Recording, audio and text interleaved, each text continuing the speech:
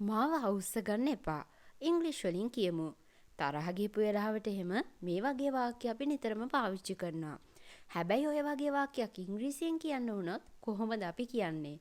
අන්න ඒක ගැන අද මේ වීඩියෝ එකෙන් අපි ඉගෙන ගන්නයි යන්නේ. සාමාන්‍යයෙන් මේ වගේ වාක්‍යයක් කියද්දී ක්‍රම දෙකකට කියන්න පුළුවන්නේ. ඒ කියන්නේ හරිම තරහෙන් කියන්නත් පුළුවන්. ඒ වගේම හරිම විහිළුවෙන් ඕක කියන්නත් පුළුවන්. පුංචි උදාහරණ දෙකක් දෙන්නම්.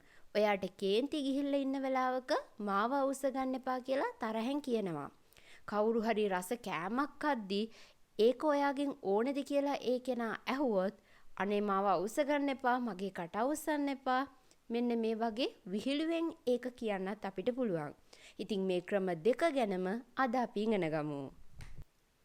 මේ සඳහා අපි පාවිච්චි කරන ක්‍රම දෙකක් තියෙනවා. එකක් irritate කියන වචනය අපි පාවිච්චි කරනවා. අනිත් එක wake me up කියන යෙදුම අපි පාවිච්චි කරනවා.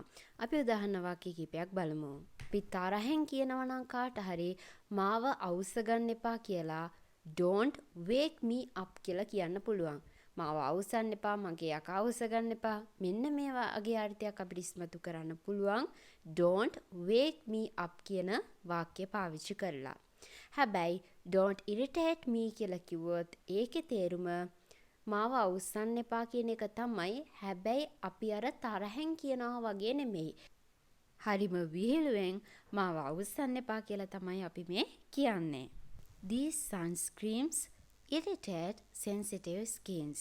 මේකේ තේරුම තමයි මේ sunscreen සංවේදී හමවල් අවුස්සනවා. ඒ කියන්නේ සංවේදී හමවල් විකෘති කරනවා කියන අර්ථය. මේ සන්ස්ක්‍රීන් පාවිච්චි කරොත් මොකක් හරි සංවේදී සමකට තුවාල එන්න පුළුවන්, රෑෂ් එන්න පුළුවන්. අන්න එතනදීත් අපිට මේ irritate කියන වචනය පාවිච්චි කරන්න පුළුවන්. ඊළඟට that smell irritates my mouth. ඒ සුවඳ මගේ කට අවුස්සනවා. අම්මා හොඳ රසවත් කෑමක් උයද්දී අම්මෝ මගේ කට ඇවිස්සෙනවා ඒ සුවඳට කියලා කියන්නේ. That smell irritates my mouth.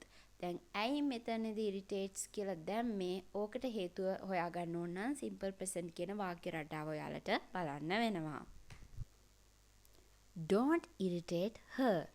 ඇයව අවුස්සන්න එපා. කවුරු හරි චූටි ළමයෙක්ට මොකක් හරි විහිළුවක් කරලා අපි ආව අඬවනවා කියලා හිතන්නකෝ. එතකොට ඒක දිහා බලාගෙන ඉඳලා කෙනෙක් කියනවා අනේ ඔය ළමයාව අවුස්සවන්න එපා කියලා. Don't irritate her. The noise started to irritate my mind. ඒ සද්දේ මගේ මනස අවුස්සන්න ගත්තා. හිතන්න ඔයා පුංචි කාලේ අහපු සින්දුවක් යනවා කියලා. ඒක අහගෙන ඉඳලා ඔයාට පුංචි කාලේ මතක් වෙනවා. ඊට පස්සේ ඕක ගැන ඔයා කතා කරනවා තව කෙනෙක් එක්ක.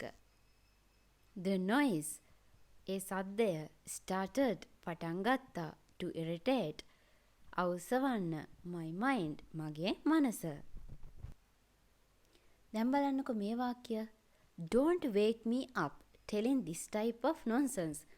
මේ වගේ විකාර කියලා මාව අවුස්ස ගන්න එපා. Don't wake me up. ඔන්න තරහෙන් කියනවා මාව අවුස්ස ගන්න එපා කියලා. දැන් මෙතනට irritate කියන වචනේ නෙමෙයි අපි පාවිච්චි කරේ අර wake me up කියන වචනය. එතනදී ඒකේ තේරුම තමයි තරහෙන් අපි මේ දේ ප්‍රකාශ කරනවා. telling කීමෙන් this type of nonsense මේ වගේ විකාර කියලා මාව අවුස්ස ගන්න එපා.